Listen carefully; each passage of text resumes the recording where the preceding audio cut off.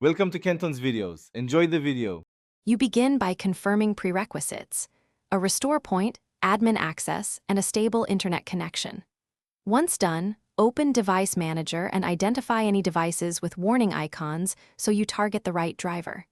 Make sure to note model names and ID. This prevents wrong installs.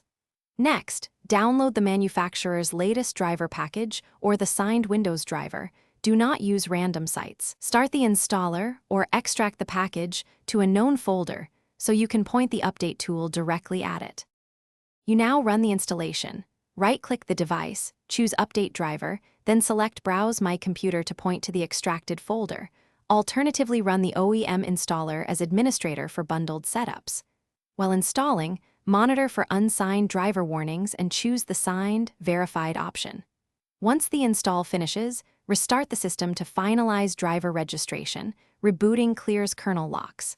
After the reboot, open Device Manager and verify the device shows no warnings and that driver version and date match. You finish by confirming stability.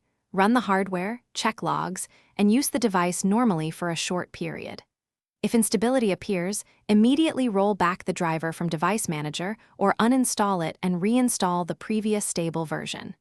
If the system fails to boot, use Safe Mode to uninstall or apply the system restore point you created. This avoids deeper repairs. Finally, if problems persist, run Driver Verifier or check Event Viewer for errors, and consult the OEM support diagnostic notes for targeted fixes. Thanks for watching. Consider subscribing if we helped you.